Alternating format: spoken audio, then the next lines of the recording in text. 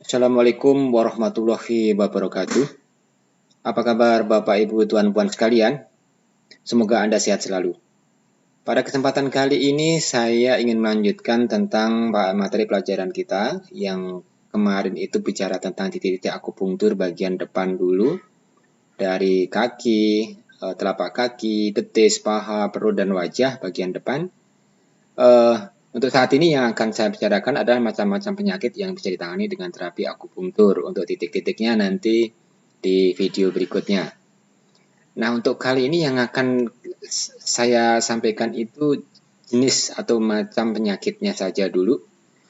Untuk terapi secara detailnya dengan akupunktur, titik-titiknya, termasuk sindrom apa, termasuk golongan apa penyakitnya ini, itu nanti akan dibuatkan video tersendiri. Baik, untuk beberapa macam penyakit yang sudah dikategorikan bisa ditangani oleh akupunktur, itu sudah ditentukan secara global ya, secara tingkat dunia, tingkat internasional di WHO, beberapa penyakit ya, di atas 40 penyakit yang sudah ditetapkan oleh WHO bahwa ini bisa diobati, bisa diterapi dengan teknik akupunktur. Di sini tidak semua saya sebutkan, cuma di sini adalah yang biasa kami tangani di klinik kami untuk klinik akupunktur ini. Yang pertama, penyakit yang bisa ditangani dengan akupunktur adalah asam urat atau juga rheumatoid. Ini adalah banyaknya purin yang mengendap di sendi-sendi atau di otot. Nah, tujuannya apa? Kalau dengan asam urat yang menumpuk, kalau di akupunktur bisa buyar, kemudian terurai dan bisa terbuang melalui metabolisme tubuh, dibuang melalui urin. Tapi kalau nggak diterapi, umumnya mengendap di persendian. Untuk jangka panjang, purin itu bisa menyebabkan rheumatic gout. Untuk jangka panjang berikutnya bisa menjadi OA atau osteoartritis atau pengapuran, sehingga sangat mengganggu sekali. Kemudian yang kedua adalah asma. Asma itu ada kelemahan organ ya, terutama paru-paru, juga pertahanan tubuh kita. Ini sangat bagus diterapi dengan akupunktur karena biasanya paling umum itu asma itu sindrom dingin, maka apabila di akupunktur itu sangat cocok. Kemudian batuk. Batuk di dunia akupunktur nanti dibedakan batuknya dari sindrom apa, batuknya itu jenisnya apa, panas atau dingin, lemah atau kuat, si atau se. Itu nanti ada penggolongannya. Kemudian yang keempat, berdebar atau palpitasi. Ini biasanya cepat membaik apabila ditangani dengan akupunktur. Palpitasi ini disebabkan dari apa? Nanti dicari sindromnya dulu sebelum di akupunktur. Ya, apakah dari lambung atau masalah kurang darah dan sebagainya. Yang kelima, high cap atau cekukan. Ada pasien yang cekukan beberapa hari atau berminggu-minggu bahkan berbulan-bulan cekukan terus. Itu apa penyebabnya? Di akupunktur nanti didiagnosa kemudian diterapi. Biasanya hasilnya cepat membaik.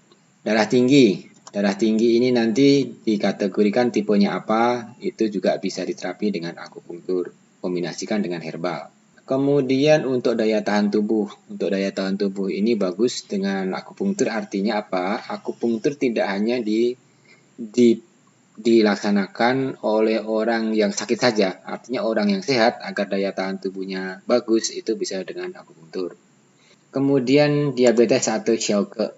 Nah, terutama diabetes yang awal itu bisa diterapi dengan akupunktur. Tujuannya adalah untuk menetralkan kembali, memperbaiki kembali fungsi pankreas, kemudian juga untuk metabolisme diperbaiki, juga mencegah agar tidak terjadi komplikasi yang lebih parah pada penderita diabetes.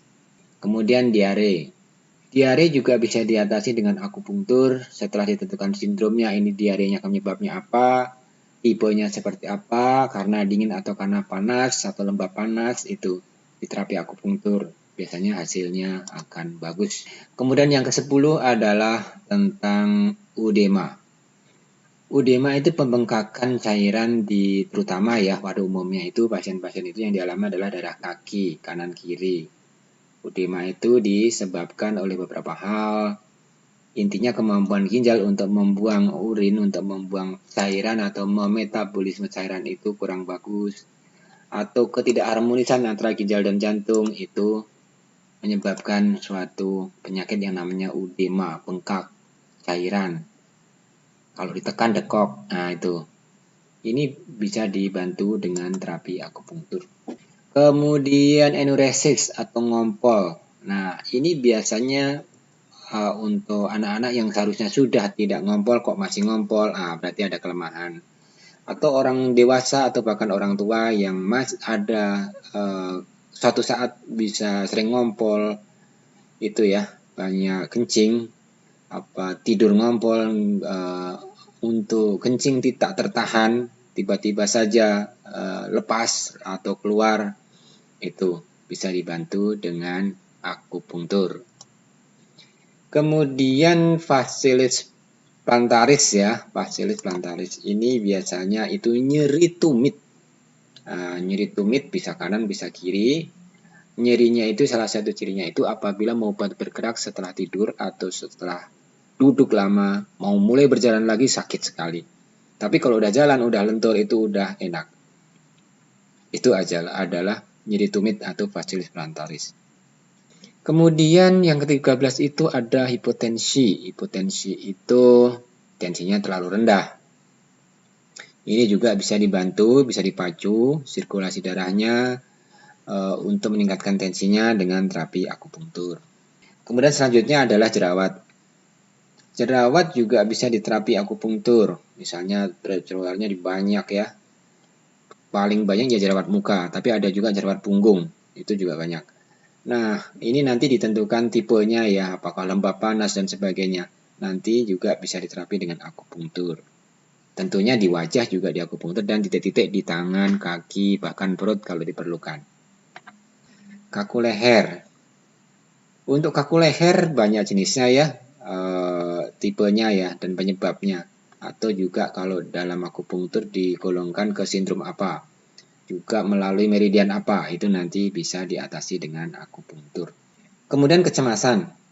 Kalau kecemasan ini orangnya biasa was-was, tapi paling umum ini orang yang anxiety, orang yang punya penyakit lambung, asam lambung atau GERD, itu akan menyebabkan anxiety, akan menyebabkan jantung berdebar. Nah, akhirnya timbullah kecemasan, was-was, khawatir, takut, mimpi buruk. Nah, itu dari kecemasan yang biasanya nanti dikorek dulu apakah dari memang suplai darahnya atau jantungnya atau lambungnya, paling umum itu.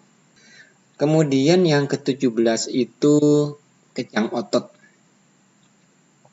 Ya, kejang otot itu nanti ditentukan kejangnya jenisnya apa, kemudian penyebabnya apa. Apakah angin dingin ya, lembab dingin atau yang lainnya.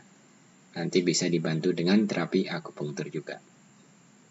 Kemudian untuk keputihan. Nah, keputihan juga banyak tipenya. Di TCM Traditional Chinese Medicine banyak tipenya.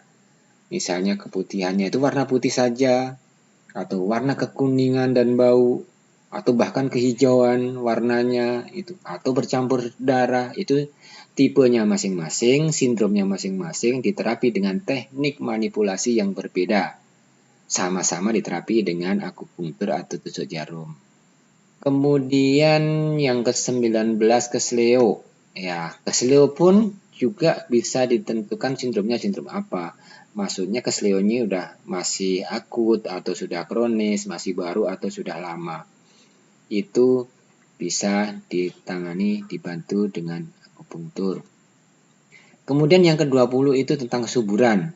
Nah, kesuburan bisa pria, bisa wanita. Banyak penyebabnya ya, sangat banyak untuk wanita. Pria pun juga apakah kesuburan ini masalah seksualitasnya, masalah spermanya, mutunya, morfologinya, jumlahnya, atau volume, dan sebagainya itu nanti didiagnosa melalui terapi akupunktur.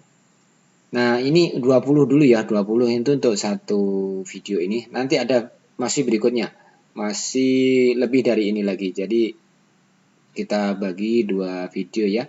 apa saja penyakit-penyakit yang bisa diterapi dengan akupunktur. Oke, sampai sini dulu. Akhir kata, wassalamualaikum warahmatullahi wabarakatuh.